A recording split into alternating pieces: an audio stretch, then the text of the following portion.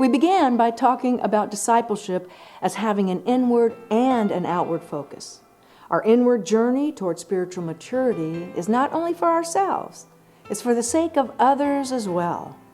That's why it's important to have an outward focus, to be aware of the people around us, not just the people in your church circles, but the people you encounter regularly outside of church, at work, at school, in your neighborhood, even on the sidelines of your kids' sporting events. Well, at the end of the last session, you made a list of people in your circle of relationships, people who might be wanderers, people who are on a journey but don't necessarily think about it in terms of faith. Well, I hope you'll keep that list in the forefront of your mind and even add additional names as we move through our time together. And if you couldn't think of anybody to put on your list, I challenge you to reflect on why that might be. Do all the people in your circle of relationships know Jesus? Well, if they do, well, praise God for that. That's awesome. But if everyone in your circle of relationships already knows Jesus, maybe the next step in your discipleship journey is to consider expanding your circle just a bit. I also left you with some questions to think about. Those are important to keep in our minds as well because people are watching us, whether we're aware of it or not. People are watching.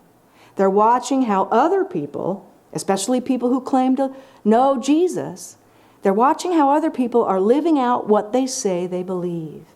And they notice when what we say we believe doesn't mesh with the way we live our lives. Well, in this session, we'll explore a posture that I believe is important for us to take as we live out our faith and journey with people. It's a special way of holding ourselves that conveys the love of God through Jesus Christ. This posture is crucial because the greatest platform you and I will ever live on is our own lives. We can spend tons of time on the different social media platforms out there, but if we don't become better at connecting what we say with how we live, we'll never be able to reach our world, a world that desperately needs the healing, transformative, saving love of Jesus Christ. Well, Embrace provides us with that posture. It helps us better understand our own experience of faith, that's the inward focus of discipleship, so that we can share it more confidently and with greater authenticity and grace. That's the outward focus of discipleship. And Embrace sets out 6 essential values: humility, clarity, prayer, integrity, worship, and urgency. And these values provide a foundation for us as we deepen our experience of faith. Because they're foundational, they also provide us with the kind of posture or way of being in the world that conveys the love of God to others. And the metaphor of embrace helps us to envision this posture. Well, this course focuses on the metaphor of embrace and sets the stage for the full embrace study.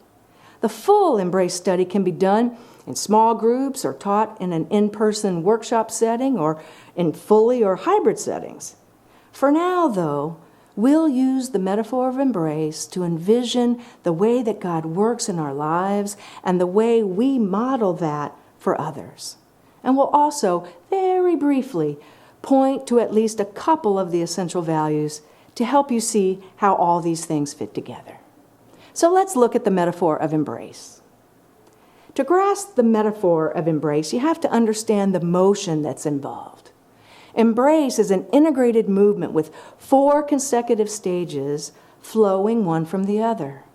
We open our arms, we wait, we close our arms, and then we open them again. Without all 4 elements, the embrace is incomplete.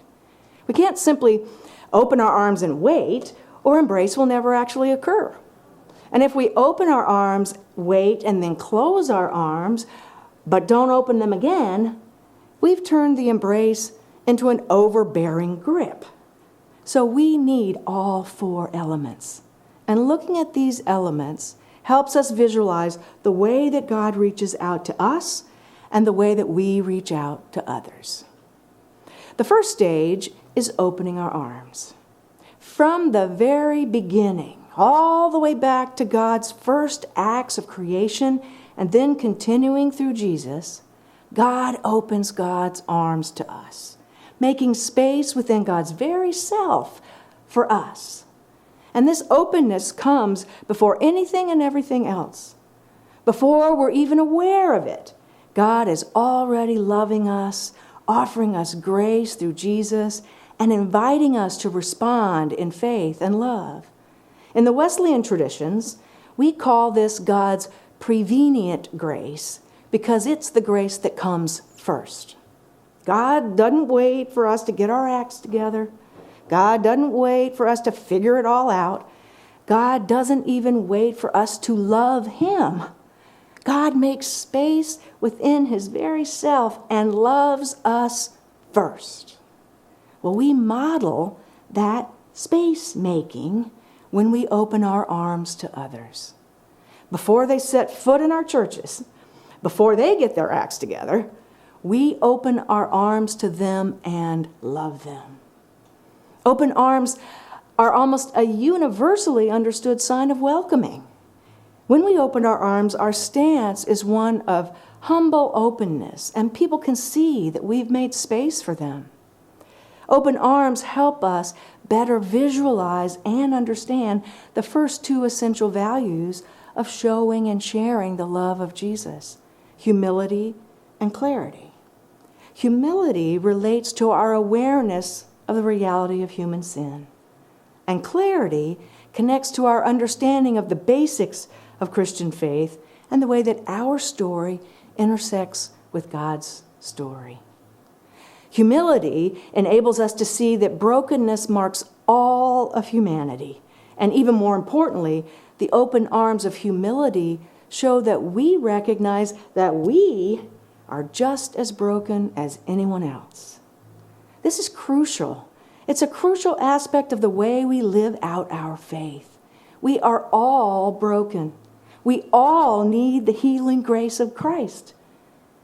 Clarity then connects to humility and enables us to recognize that living out our Christian faith and sharing it with others is about compassionate conviction.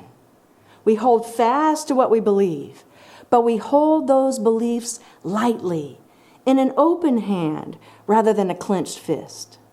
And we express those beliefs with compassion and grace. Our open arms show people that even though we recognize that there are barriers and boundaries that keep people apart, we would rather cross boundaries than maintain them. Now, I can't emphasize enough how important this posture of openness and the willingness to reach out is as we're living out our faith. When my son graduated from college and began his career, he began to search for a local church. Many people welcomed him, especially when they learned that he was the son and the grandson of pastors. But time and again, he also encountered behavior that was the exact opposite. Instead of being open and welcoming, it was judgmental and full of grievances. The messages of negativity and self-righteousness he witnessed from Christians during the rest of the week when they were away from the church were in sharp contrast to the message of love and grace that he heard preached on Sundays inside the church. This gap between what Christians say they believe and the way they act continues to be problematic for my son, even 10 years later. And it continues to be a stumbling block for him and for many, many others as they try to grow in faith. God has opened God's arms to us while we were yet sinners. Opening our arms to others before we judge without self-righteousness or arrogance, that is part of our work as messengers of reconciliation and ambassadors for Christ. It's part of our own discipleship and our own growth toward spiritual maturity. And it's also one of the first ways that we help others become aware of God's grace for all people and God's continuing desire for a relationship of wholeness with humanity and all of creation. And that awareness is a major first step in establishing a relationship with God. So before anything and everything else, we open our arms to others just as God has opened God's arms to us. So let's stop again for some reflection. How have you experienced God's open arms in your own spiritual life? As you look back on your faith journey so far, what signs of God's open arms can you identify? What are the ways God might have been at work that only become apparent after the fact? And now for the really challenging one. How are you reflecting that stance of humble openness to others, especially others who are beyond your local church?